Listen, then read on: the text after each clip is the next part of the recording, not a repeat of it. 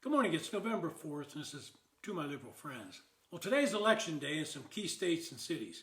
Some are saying that once these elections are behind us, we might be able to get some sensible heads to come together and forge a pathway to end the shutdown. In the House, a quartet of bipartisan lawmakers have proposed a framework to temporarily extend the Obamacare enhanced subsidies. They include a sunset period and an income cap for high earners. This framework comes from Don Bacon, a Republican, Tom Suozzi, a Democrat from New York, Jeff Hurd, a Republican from Colorado, and Josh Gottenheimer, a Democrat from New Jersey. It's bipartisan. The lawmakers' plan would extend the subsidies for the next 2 years only, with an income cap on eligibility for people earning between $200,000 and $400,000. There's currently no income limit, though the subsidies ensured that no one paid more than 8.5% of their annual income. But think about that. Do you believe people making between $200,000 and $400,000 really deserve a subsidy? That's not what the bill was intended. To appease conservatives who say the subsidies fuel fraud, the lawmakers have also proposed a series of guardrails, including requiring the Affordable Care Act marketplaces to confirm that recipients haven't died, and for both parties to identify ways to crack down on unscrupulous agents and brokers who engage in fraud when enrolling people in ACA health care plans. We've seen a lot of this going on, and the insurance agents are the ones making the money.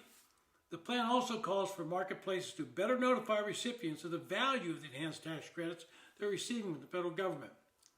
Well, over in the Senate, a group of moderate Democrats are huddling and trying to find a way to come up with a plan to end the shutdown.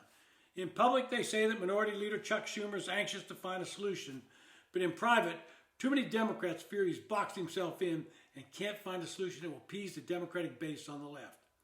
The Center for Medicare and Medicaid Services, CMS, this week released a fact sheet on Obamacare's pricing next year. And here's the most important line. Quote, the average marketplace premium after tax credits is projected to be $50 per month for the lowest cost plan in 2026 for eligible enrollees.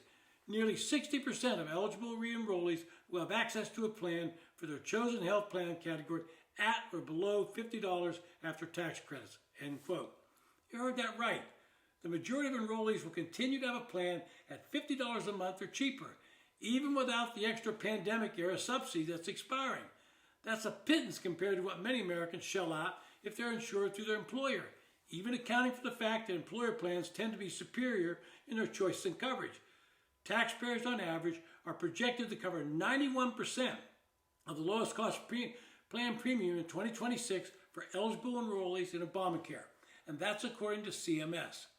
Now, most people enrolled in the Affordable Care Act are eligible for financial assistance. They're not paying full price, a fact cited by Republicans opposed to an extension.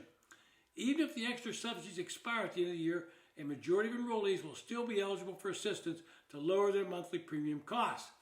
And that's why I'm encouraged by the plan put forward by this bipartisan group in the House. I particularly like the concept of putting some income limits for people making between $200,000 and $400,000. People making that kind of income were never intended to get tax subsidies, and the majority of these people have abandoned private insurance for the government-funded ones. Now, that's against the rules of the Affordable Care Act, but they haven't been enforced in a couple years. In the end, this comes down to Democrats in the Senate coming to some realization that keeping the government shut down is not a winning strategy for them. Centrist Democrats are talking to Republicans, trying to figure out a way to get out of this predicament. They're trying to find an agreement that will put the regular appropriations process back on track, something that needs to be done. The bipartisan group of rank-and-file senators have been discussing how to package a short-term funding patch that would reopen the government with a plan to move full-year funding bills and give Democrats a vote on soon-to-expire Affordable Care Act subsidies. I guarantee you, if they go to that vote, they're probably going to get what they want, because that's what a number of members in the House and Senate on the Republican caucus have said. As American citizens, we can only hope that the sensible people in Congress can formulate a plan that will get the 60 votes necessary to reopen the government and then come up with a financially feasible plan on funding health care subsidies. The one offered by the bipartisan group in the House would be a great starting point. It's been To My Liberal Friends. Thanks for listening.